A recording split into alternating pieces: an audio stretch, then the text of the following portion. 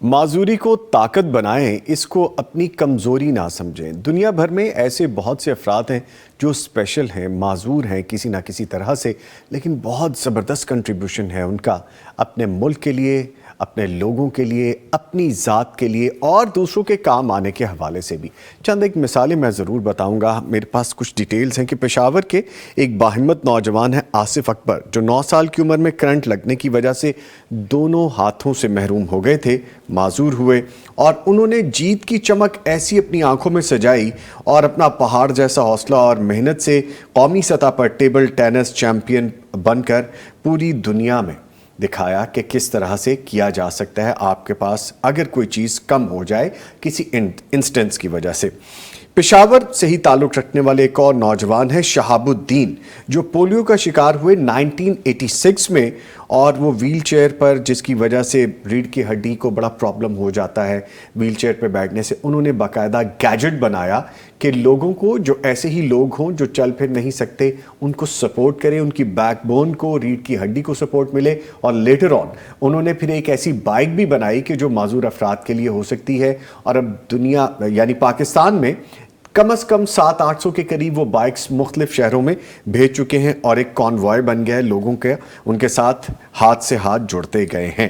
اس کے ساتھ ساتھ ایک خاتون ہے 27 سالہ ریحانہ گل، اور یہ بھی آرجے ہیں خیبر پختونخوا میں، جو مختلف اضلاع سے تعلق رکھنے والے خصوصی افراد کو درپیش مسائل بھی اجاگر کرتی ہیں اور ان کی زندگی کی کہانیاں مثال بنا کر پیش کرتی ہیں۔ نہ صرف یہ، پاکستان بھر میں حفاظ کرام ہیں ایسے، پی ایچ ڈی ہیں ایسے، ڈاکٹریٹ کر چکے ہیں جو آنکھوں سے محروم ہیں، جو بینائی سے محروم ہیں۔ ایسی بہت سی مثالیں موجود ہیں۔ ہم ان کو اسپیشل ٹریٹ کریں، لیکن پریویلیج ٹریٹ کریں ان کو، نہ کہ ان کو یہ بتائیں کہ آپ میں یہ خامی ہے۔ اس پہ آج ہم نے بات کرنی ہے کہ کس طرح سے لوگ کامیاب ہوتے ہیں اور کس طرح سے پھر انہوں نے اپنا نام کر کے دکھایا اور دوسروں کے بھی کام آ رہے ہیں۔ میرے ساتھ 2 معزز مہمان موجود ہیں، ان کا تعارف کرواتا چلو۔ ہمارے ساتھ موجود ہیں جناب ہمایوں ظہیر صاحب، جو کہ صدر ہیں vice society for the rehabilitation of the special persons, اور پی آر او ہیں پی ایس آر ڈی کے، اور بڑی سروسز ہیں جی ان کی۔ ان کو خوش آمدید کہتے ہیں۔ سر السلام علیکم۔ کیسے ہیں آپ؟ خیریت سے ہیں؟ بڑا اچھا لگتا ہے جب آپ آتے ہیں اور آپ جیسے لوگوں سے ملاقات ہوتی ہے، ہمیں بھی آپ سے انسپریشن ملتی ہے۔ آپ کو پتہ ہے کہ کچھ کر دکھانا چاہیے، ہمت ہونی چاہیے۔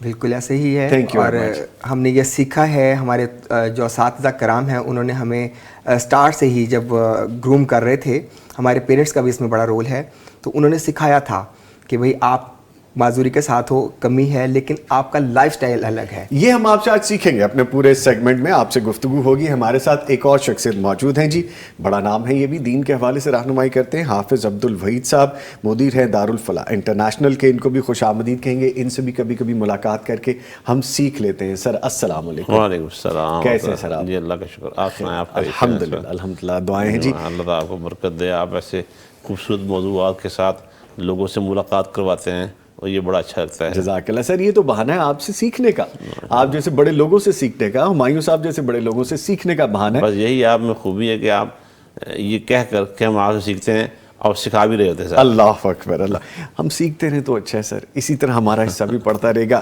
آج میں نے چونکہ اس حوالے سے بھی بات کرنی ہے، لیکن ایک چیز اور بھی ہے کہ جمادی الاولیٰ کے حوالے سے آج لاسٹ ڈیٹ ہے، اور جمادی الثانی کی فرسٹ آنے والی ہے۔ اب اس میں یہ ہے کہ مہینہ تو یہ ختم ہو گیا، ختم ہونے کو ہے آلموسٹ۔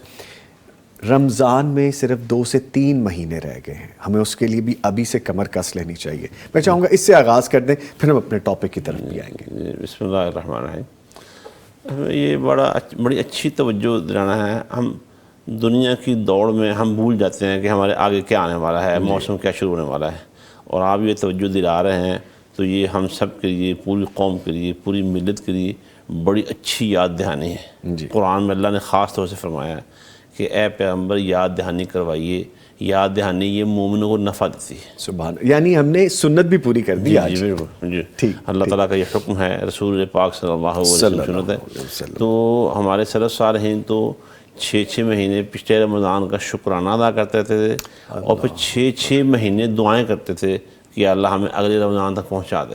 اللہ، اور بعض روایات میں دعائیں، کوئی مسنون دعا بھی اس انداز سے ہے کہ اللہ مجھے رمضان تک پہنچا دے، زندہ رکھ۔ تو اس لیے یہ اس کی تیاری صحابہ کرام ابھی تو شعبان کے مہینہ آنے میں کچھ ٹائم رہتا ہے، شعبان کا مہینہ تو بطور خاص رمضان کی مکمل تیاری کا مہینہ تھا، خرچ کرنا، قرآن زیادہ پڑھنا، اور نبی علیہ السلام اس میں سب سے، اما عائشہ بیان کرتی ہیں رضی اللہ تعالیٰ عنہ کہ سب سے زیادہ نفلی روزے شعبان کے مہینے میں رکھا کرتے تھے۔ ٹھیک ہے۔ اچھا سر، ٹاپک پہ بھی آ جاتے ہیں، آپ سے گفتگو کا میں آغاز کرنا چاہوں گا کیونکہ دین کی رہنمائی سے آغاز ہوا تو برکتیں یہاں سے ہی سمیٹ لیتے ہیں۔ سر، معذوری اللہ کی طرف سے ایک آزمائش ہے یا کچھ برداشت کی معاملہ ہے یا کچھ شریعت اس معاملے میں ہمیں کیا روشنی دیتی ہے، یہ بتا دیجئے۔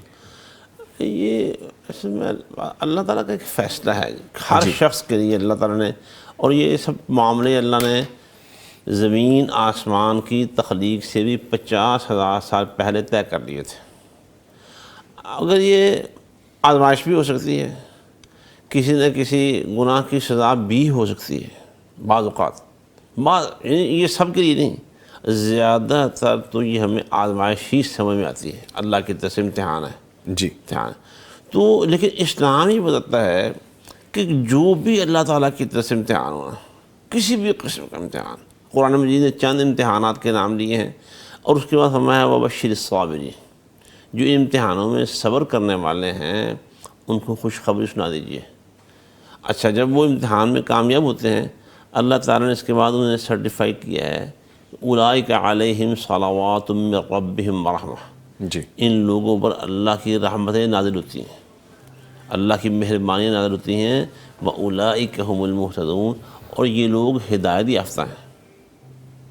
اب دیکھیں اس میں جو امتحان سمجھ کر صبر کرتے ہیں، اسے قبول کرتے ہیں، اسے اپنے لیے زندگی کا حصہ سمجھ لیتے ہیں کہ یہ میرے رب کا میرے لیے فیصلہ ہے، اور میرے رب کا کوئی فیصلہ بھی وہ حکمت سے خالی نہیں ہے، اور میرے رب کا کوئی فیصلہ بھی عدل سے خالی نہیں ہے۔ جیسا کہ ایک روایت میں ایک دعا میں سیدنا عبداللہ ابن مسعود رضی اللہ تعالیٰ عنہ سے مروی ایک دعا ہے، اس میں یہ بات بتائی گئی ہے، نبی علیہ السلام نے فرمایا کہ عدل فی اقواک، اے اللہ تو میرے بارے میں جو بھی فیصلہ فرمایا وہ عین عدل ہے۔ تو مومن اس کو عدل سمجھتا ہے، ٹھیک، مومن اس کو اپنے رب کی رضا سمجھتا ہے، ٹھیک اور اللہ کی رضا پر راضی رہ کر وہ مسلسل اجر پاتا رہتا ہے۔ ٹھیک ہے سر، یہ روشنی مل گئی۔ میں چلتا ہوں کچھ دنیاوی علوم کی جانب، اور دنیا میں کیا معاملہ چل رہے ہیں تو اس حوالے سے کچھ معذوریاں ایسی بھی ہوتی ہیں کہ جس میں جسمانی ساخت بالکل ٹھیک ہوتی ہے، ذہنی ساخت بالکل ٹھیک ہوتی ہے، لیکن وہ معذور ہوتے ہیں کچھ بھی کرنے سے، وہ معذور اور طرح کے معذور ہیں۔ آپ سمجھ کے میرا اشارہ کدھر ہے؟ میں نے یہ کہا آپ سے کہ جو جسمانی کمزوری کے حوالے سے یا معذوری کے حوالے سے ود ویری ڈو ریسپیکٹ، بڑی معذرت کے ساتھ، چونکہ ہمیں کھل کے بیان کرنا ہے تو واضح بات ہو جائے، معذوری کہتے کس کو ہیں اور کون کون سی معذوری ایسی ہے جس پہ کہا جاتا ہے کہ جی یہ اسپیشل پرسن ہے؟ میں آپ کو بتاؤں، ابھی میں آپ کی بات سے پہلے ہمایوں صاحب جب تشریف لائے ہیں تو انہوں نے باقاعدہ سپورٹ لی ہوئی ہے، اپنے جوائنٹس کو باقاعدہ بینڈ کیا ہے، اوپن کیا ہے، اور پھر بیٹھے ہیں۔ آپ کو ابھی کیمرہ دکھائے گا، آپ کو یہ بیٹھے ہوئے کہیں سے بھی لگیں گے نہیں کہ یہ ماشاءاللہ اس طرح، یہ دیکھیں، بلکہ وہ دکھا بھی رہے ہیں، یہ دیکھیں، یہ جوائنٹس دکھا سکتے ہیں، جانی ہمارے بڑے پیارے کیمرہ مین ہے جہاں سے وہ دکھا رہے ہیں، آپ یہ دیکھیے۔ تو ماشاءاللہ ہی از اے واریئر، ہی از اے سروائیور، اور یہ بڑے عزم کی بات ہے، بڑی ہمت کی بات ہے۔ Please carry on. جی، آپ نے پوچھا معذوری جی کیا ہوتی ہے، تو معذوری ڈیفینیشن ہے عذر کی۔ اگر آپ کو کوئی عذر درپیش ہے، کوئی کام کرنے میں آپ کو پرابلم ہے، سو معذور ہوتا ہے۔ اگر کوئی جسمانی ہے، کوئی ذہنی ہے، کوئی دیکھ نہیں سکتا، بول نہیں سکتا، کسی بھی قسم کی ڈسیبلٹی ہے، کسی بھی قسم کی، تو اس کو ہم ڈیفائن کرتے ہیں کہ یہ ڈسیبلڈ ہے، اس کو کسی سپورٹ کی ضرورت ہے، معاشرے میں عام انسانوں سے وہ بالکل الگ ہے۔ لیکن عذر تو سب کے پاس ہے، جی، ہم میں ذرا ظاہری نظر آتا ہے۔ اگر آپ، میں نے تو ویسے فیل نہیں کیا تھا، ظاہری طور پہ بھی نہیں لگ رہے، صبح جب میں آیا ہوں تو ماشاءاللہ بہترین چل رہے تھے، الحمدللہ۔ جی، اچھا، اگر آپ کو سیڑھی ہٹا کے چھت پہ چڑھنے کا بول دیا جائے تو آپ کیا چڑھ لیں گے؟ نہیں چڑھا جائے گا، عذر آ گیا نا، تو وہاں پہ آپ معذور ہو جاتے ہیں۔ تو کچھ لمیٹیشنز آ جاتی ہیں نا جب ہمارے ذات میں کسی جگہ جسم کی وجہ سے یا کچھ عوامل ایسے ہوتے ہیں کہ جو آپ عمل نہیں کر سکتے پرفارم، تو وہاں پہ عذر آ جاتا ہے اور معذوری گردانا جاتا ہے. ٹھیک ہے, اب میں اس کو اسپیشل پرسنس کہا کرتا ہوں. جو اسپیشل پرسنس ہیں یہ اپنی کسی بھی ڈسیبلٹی کو یا کسی بھی ایسی چیز کو جو کہ عام دوسرے لوگوں کی بنسبت ان کے لیے مشکل ہے, اس کو معذوری کو اپنی طاقت کیسے بنا سکتے ہیں؟ جیسے چند ایک مثالیں میں نے بتائی, آپ کے پاس تو بڑی لمبی لسٹ ہوگی, آپ بہت سی ایسی چیزیں بتا سکیں گے, کیسے کر سکتے ہیں؟ سب سے پہلے تو آپ ڈسکور کریں خود کو, پہلے تو خود کو مانیں. اکثر لوگ کیا کرتے ہیں کہ خود کو ایگری ہی نہیں کرتے, اپنے آپ سے بھی آنکھیں چراتے ہیں. ہمیں تو گروم ہی اس طرح کیا نا, والدین بھی اکثر کیا ہوتا ہے کہ ہم ان کو بتاتے ہیں کہ جی آپ کے بچے میں یہ کمی ہے, والدین بھی ایگری نہیں کرتے. کوئی مائنر ہوئی ہو نا, آٹزم کا مسئلہ ہے, کوئی سلو لرنر ہے, کوئی ہائپر ایکٹیو بچہ ہے, تو والدین انیشلی اس کو ایگری نہیں کرتے اور وہ بہت سارا ٹائم ویسٹ کر دیتے ہیں اس کو ٹریٹ کرنے میں. وہ ایگری نہیں کرتے کہ ہمارا بچہ کسی معذوری کے ساتھ ہے یا کسی جس طرح آپ آٹزم کے حوالے سے بتا رہے ہیں, بہت سارے بچے جلدی بولتے نہیں ہیں, 4-5 سال تک نہیں بولتے, تو والدین اس کی ٹریٹمنٹ نہیں کرواتے اکثر. بالکل کہتے ہیں ابھی عمر ہی کیا ہے, بول لے گا, لیکن یہ نہیں کرنا چاہیے پلیز. کچھ بچے جلدی نہیں چلتے, کچھ بچے جو مائل سٹون ہیں وہ نہیں اچیو کرتے, ڈیلیڈ ہوتے ہیں. تو اکثر بڑے بوڑھے جو گھر کے کہتے ہیں وہ ایگری نہیں کرتے کہ اس کو کسی ڈاکٹر کے پاس بھی لے کے جائیں, اس کو چیک بھی کروائیں. ان کا دماغ اس طرف آتے ہی نہیں ہے کہ اس کو کوئی کمی ہو سکتی ہے. پہلی بات تو یہ کہ والدین کو فوری طور پہ اس چیز کو ایکسیپٹ کرتے ہوئے قدم اٹھانا چاہیے, پریکٹیکل ہو. سیکنڈلی, اب اگر کوئی اس ایج میں آ گیا کہ وہ سمجھ سکتا ہے کہ میرے ساتھ یہ معاملہ ہے, ایک تو بچہ ہے نا 5-7-8 سال کا, لیکن اگر کوئی شخص بڑا ہو گیا ہے اور اس کو پتہ چل گیا, وہ فرسٹ اسٹیپ کیا لے؟ سب سے پہلے اپنے آپ کو راک سٹیڈی کیسے کرے کہ مجھے اب کمر باندھ لینی ہے اس کے لیے؟ سب سے پہلے تو سیلف اسیسمنٹ کرے نا, اس کو ضرورت ہے اپنے آپ کو سمجھنے کی, اپنی معذوری سے دوستی کرے. میرا یہ خیال ہے کہ اس میں اگر بچے کی پیدائش کے فوراً بعد یا کچھ سالوں بعد بچے میں اس طرح کی صورتحال ظاہر ہو جائے تو والدین کی ذمہ داری کئی گنا بڑھ جاتی ہے. والدین سٹینڈ لیں, کھڑے ہو جائیں وہاں, جیسے آپ نے فرمایا ابھی کہ ڈاکٹر سے ملنا, جی بالکل, ماہرین سے ملنا, اس کی جو علاج گاہیں ہیں ان کی طرف رخ کرنا. یہ اس کا مطلب ہے کہ اس نے اس بات کو اپنے لیے اور اپنے بچے کے لیے قبول کر لیا ہے اور بچے کو قبول کروا دیں. اور ابھی آگے بات بڑھے گی جی تو وہ جو قطر کا غانم لڑکا ہے, بچہ ہے, وہ اپنی دونوں ٹانگوں سے پیدائشی طور پر محروم ہے اور اپنی ریڑھ کی ہڈی کے اینڈ پہ ایک ایسے مرض سے مبتلا تھا کہ بس اس کے چلنے پھرنے کے بارے میں ڈاکٹر کچھ نہیں کہہ سکتے تھے. اچھا, یہ جو ابھی سر بات کر رہے ہیں نا, میں چاہوں گا اس کی ڈیٹیل تھوڑی سی بتا دیں تاکہ سمجھ لگ جائے. نام سے ہر شخص واقف نہیں ہوگا. فیفا ورلڈ کپ میں باقاعدہ جو تلاوت کی تھی جن صاحب نے, ان کا ذکر ہو رہا ہے, فرمائیے. تو وہ بچے, اس کے بچے کے والد نے کہا اپنے گھر میں اپنی بیوی سے, اس بچے کی ٹانگ نہیں, ایک ٹانگ میں ہوں, اور بیوی سے کہا دوسری ٹانگ تم بن جاؤ اس کی اور سٹینڈ کر, اس کو چلانا ہم نے. اور اس وقت وہ پوری دنیا میں نام روشن کر چکا ہے. اس کی وجہ کیا ہے؟ ایک تو والدین نے وہ جو ذمہ داری قبول کی, نمبر 2 اس میں کیا ہے, بہت خاص بات ہے, انہوں نے اپنے بچے کو حافظ قرآن بنایا ہے. اور یہ قرآن کی برکات ہیں کہ اس کی زندگی پوری انسانیت کے لیے اس وقت روشنی کا مینار بنی ہوئی ہے. ماشاءاللہ. جس طرح میں نے آغاز میں کہا کہ پاکستان میں دنیا بھر میں نام کر رہے ہیں ہمارے حفاظ کرام, ڈاکٹریٹ کی ہے, پی ایچ ڈی کی ڈگریز ہیں, پاکستان کی تعمیر و ترقی میں کام کر رہے ہیں ایسے افراد جو اسپیشل ہیں, جو دیکھ نہیں سکتے, جو بینا نہیں ہیں, جن کی نظر نہیں ہے, لیکن انہیں عذر نہیں بنایا. وہ اس چیز کو لے کے بیٹھ, بلکہ سر ہم دیکھتے ہیں ہمارے گورنمنٹ ڈپارٹمنٹس میں بہت سے لوگ کام کر رہے ہیں جن کو کوئی نہ کوئی اس طرح کا معاملہ ہے, ڈسیبلٹی ہے, لیکن وہ سرو کر رہے ہیں, نیشن کو سرو کر رہے ہیں, اپنی فیملیز کو لے کے چل رہے ہیں. مجھے یاد پڑتا ہے کچھ سال پہلے, بلکہ ابھی پچھلے سال کی بھی بات ہے, معذور افراد جو کہ بینا نہیں ہے, جن کی نظر نہیں ہے, وہ سرو کر رہے ہیں ہمارے بہت سارے گورنمنٹ انسٹیٹیوشنز میں. انہیں اسٹرائک کی کہ ہمارے حقوق ہمیں نہیں مل رہے, ہماری سیلریز کے معاملات ہیں. تو if there is a will there is a way. آپ ہمت کریں, آپ کر بھی سکتے ہیں, آپ تعلیم بھی حاصل کر سکتے ہیں جیسے آپ کہہ رہے تھے. بلکہ آپ کی بات بیچ میں رہے گی, میں چاہوں گا وہ کمپلیٹ کیجیے گا کہ والدین تو انیشیٹ کریں, جیسے سر نے ابھی کہا, خود اس بچے کو تیار کرنے کی ضرورت ہے. میں اپنے بچپن کا بتاؤں ایک واقعہ. جب مجھے بچپن میں پرابلم تھا, 1.5 سال کی عمر میں مجھے پولیو کا عارضہ ہو گیا, اور جب میں چلنے لگا اس بریس کے ساتھ. سر آپ کو پولیو کے ڈراپس نہیں پلائے گئے تھے؟ ان دنوں شارٹیج تھی. اچھا. اور ملے بھی تھے, کراچی سے میرے فادر نے منگوائے, اور ہم رینالا تھے, تو رینالا تک پہنچتے پہنچتے ان کو ایک خاص ٹیمپریچر پہ رکھنا ہوتا ہے نا. مجھے دے دیے گئے اپنی مطلب منطق میں, انہوں نے مجھے دے دی ڈوز, لیکن وہ ایکسپائر ہو چکے تھے, انہوں نے کام نہیں کیا.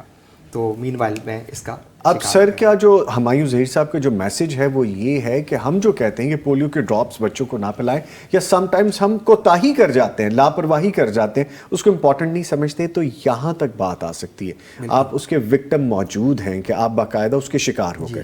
پولیو کے قطرے لازمی بچوں کو پلائیں پلیز. تو پھر جب مجھے ہوش آیا تھوڑا سا، میں نے بچوں کے ساتھ کھیلنا شروع کیا، تو اکثر مجھے بچے لنگڑا کہہ دیتے تھے، کوئی دھکا دے دیتا تھا، کوئی بھاگ جاتا تھا، تو مجھے بڑا ہرٹ ہوتا تھا، مجھے برا لگتا تھا، اور میں گھر آ کے روتا تھا. تو اس وقت میرے پیرنٹس کا بڑا اچھا رول تھا، میری پھپھو کا بہت اچھا رول تھا کہ مجھے پازیٹیولی لیتے تھے.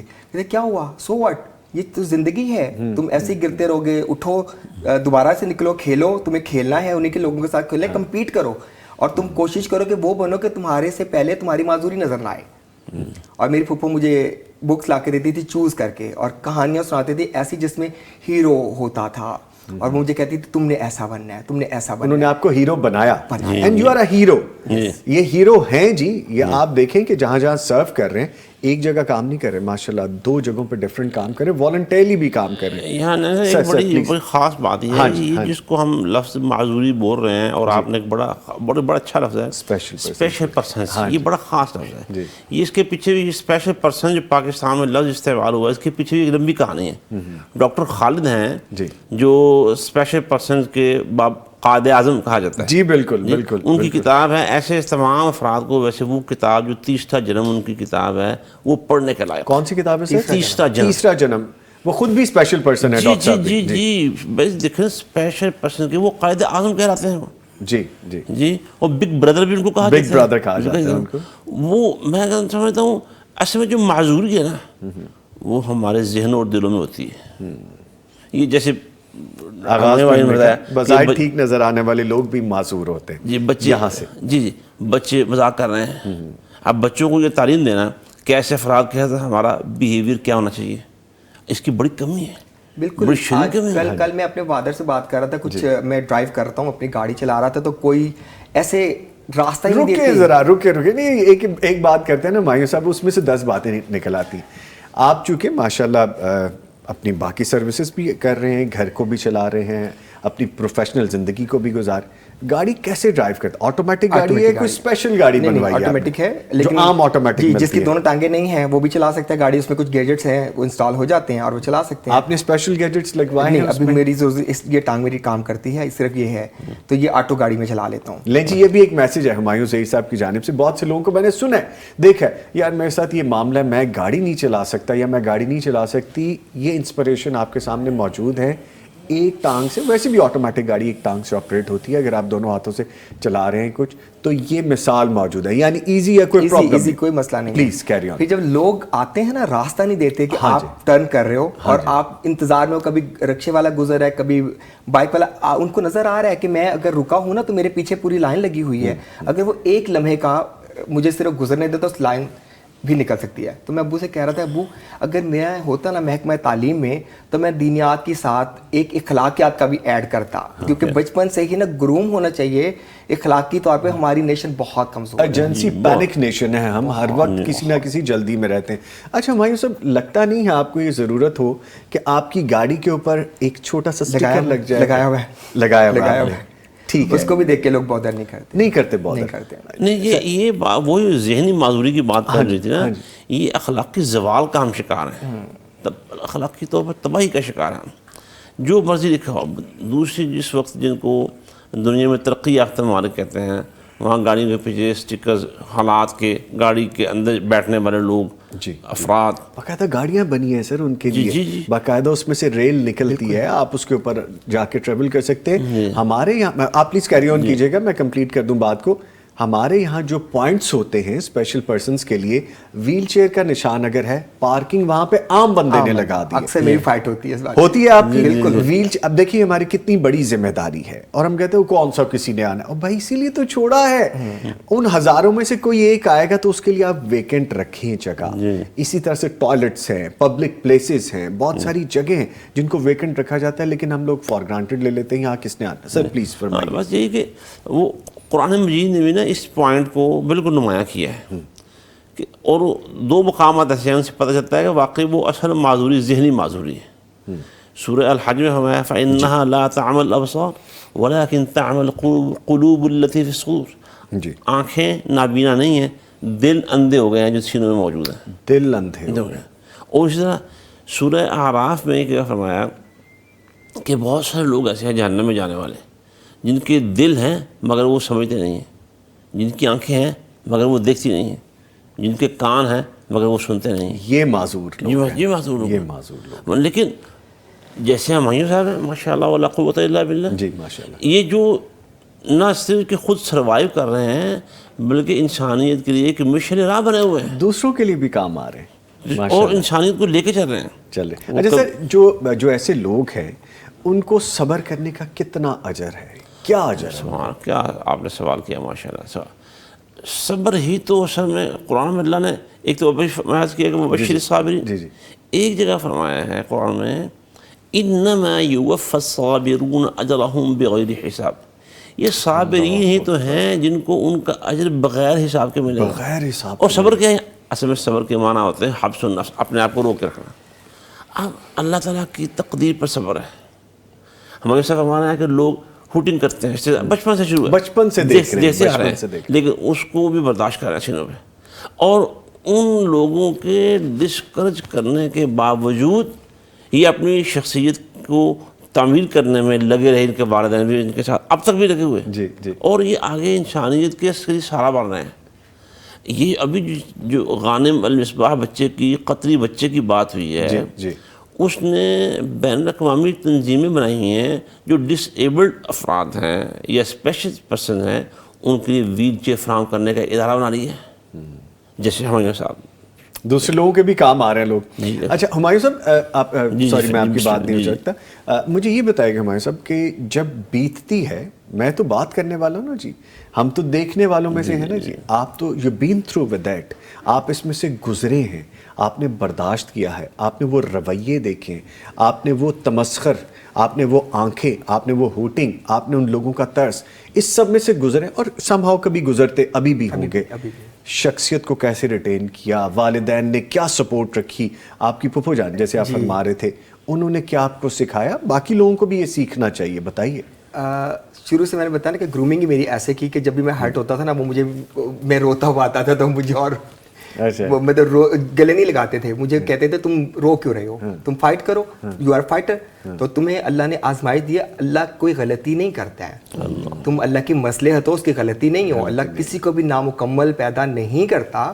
تم اپنے اندر دیکھو, تمہارے اندر تکمیل میں کون سی ایسی چیز اللہ نے رکھ دی ہے کہ ایک ٹانگ نہیں دی, تو اور کیا کیا چیز تمہیں دی ہوئی ہے, دوسری ایبلٹیز بہت زیادہ ہیں. ٹھیک ہے, تو یہ چیز میں نے پھر جب سیلف ڈسکوری شروع کی تو میرے رائٹنگ سکلز آئے, کچھ اور چیزیں آئیں, سرو کرنا آیا, سو وہ چیزیں پازیٹیو آئیں. اور پھر ایک وقت میں مجھے میری امی سکھاتی تھیں کہ تم لوگوں سے یہ نہ کرو کہ تم لوگوں کو ٹونٹ کا جواب ٹونٹ سے نہ دو, کیونکہ تمہاری بھی آزمائش ہے, ان کی بھی آزمائش ہے. اللہ دے کے بھی آزماتا ہے, اللہ لے کے بھی آزماتا ہے. اللہ نے تم سے لے کے تمہیں آزما رہا ہے, تمہارے صبر کو, اور انہیں عقل اور شعور آنکھیں دیکھ کر آزما رہا ہے کہ وہ کیسے منکر ہو رہے ہیں اس کی عنایات کے اور اس کی نعمتوں کے.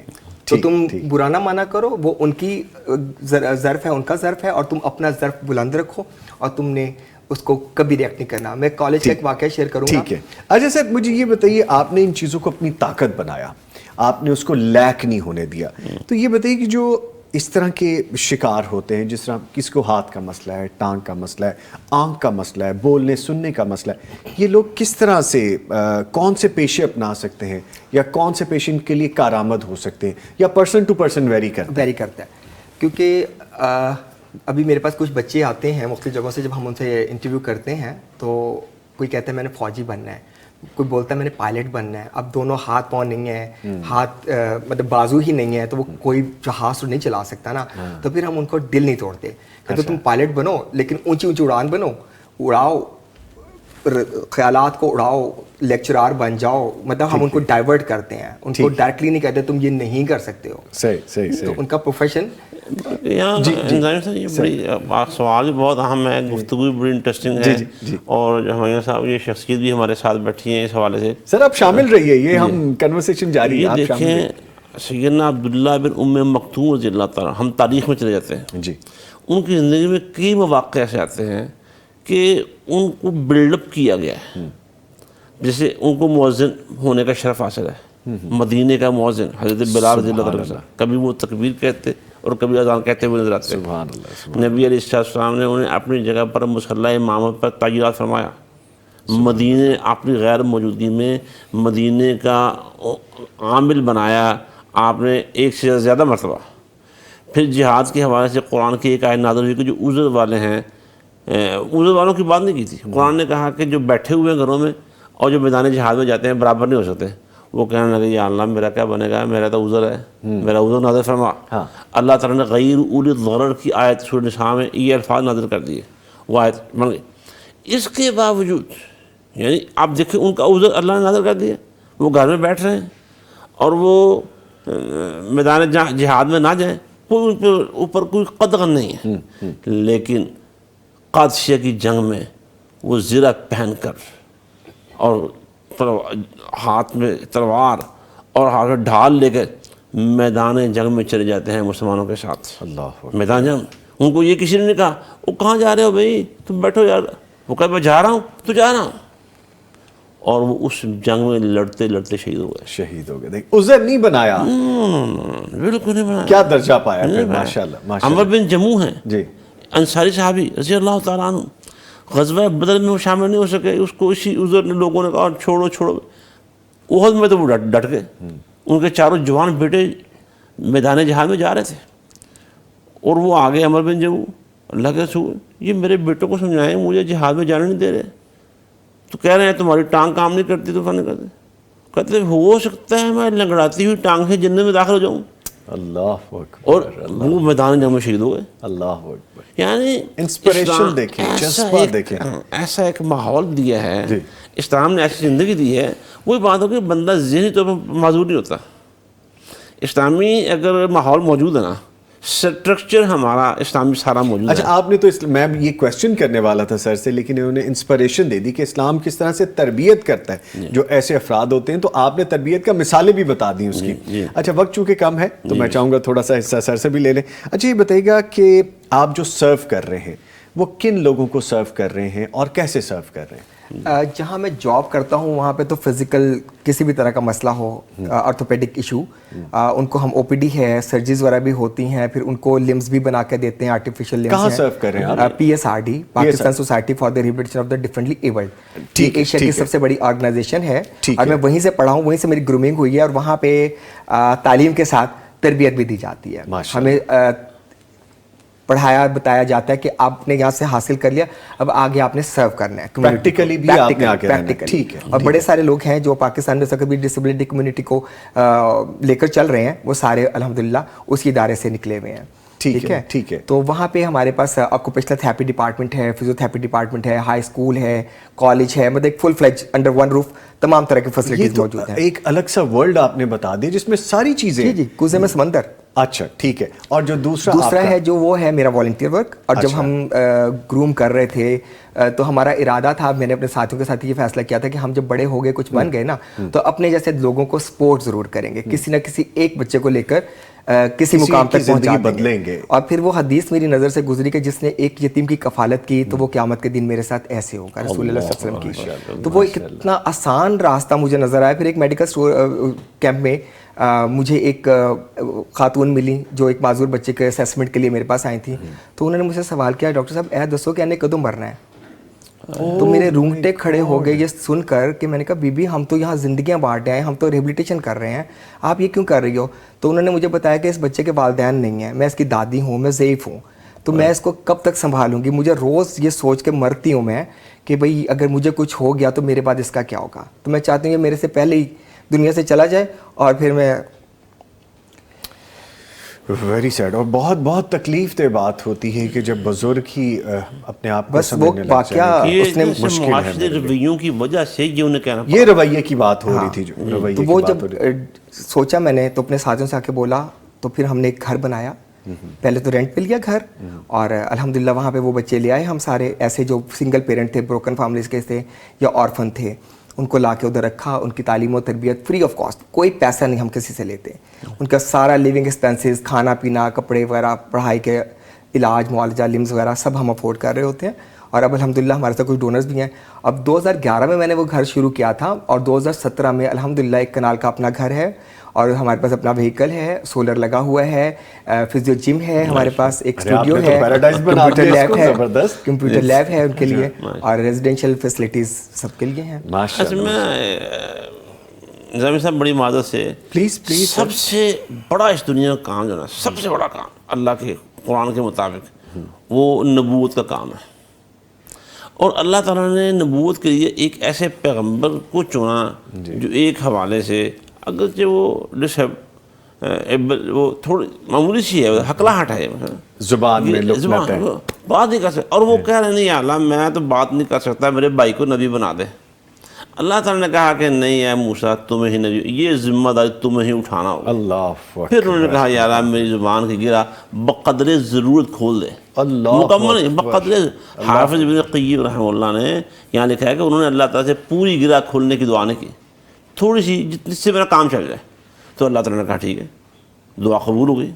تو کار نبوت کے لیے بھی ایک تھوڑی سی معذوری موجود تھی, اللہ نے اس شخصیت کو چن لیا. اس کا مطلب ہے سب سے کائنات کا سب سے بڑا کام اس کام اس معذوری کے ساتھ ہو سکتا ہے, تو باقی کام تو اس کے مقابلے میں کوئی اہمیت نہیں رکھتے. مجھے دل تو کرتا ہے کہ میں سیگمنٹ کو اسٹریچ کر لوں, لیکن میری بھی مجبوری ہے, خوابوں کی تعبیر کا آگے سیگمنٹ ہے, ورنہ میں اس کو ضرور اسٹریچ کرتا. وقت کے قیدی رہتے ہیں جی, اسی لیے میں بہت شکریہ ادا کروں گا اپنے معزز مہمانوں کا ہمارے ساتھ موجود رہے. ہمایوں ظہیر صاحب, مجھے بڑا اچھا لگا آپ سے مل کے, مجھے آپ نے انسپائر کیا کہ مجھے بھی بہت کچھ کرنا چاہیے, میں تو کر ہی کچھ نہیں رہا. سو ہیٹس آف ٹو یو, ماشاء اللہ. اور ان کے ساتھ موجود رہے حافظ عبد الوحید صاحب. سر آپ کہنے کا شکریہ, جب آتے ہیں ہمیں کچھ سکھا کے چلے جاتے ہیں. آج بھی آپ نے بہت کچھ سکھایا, اللہ کو برکت دے, اللہ خوش رکھے. جزاک اللہ, تھینک یو ویری مچ. لے جی, جو معذوری ہے اس کو اپنی ذہنی معذوری مت بنائیے.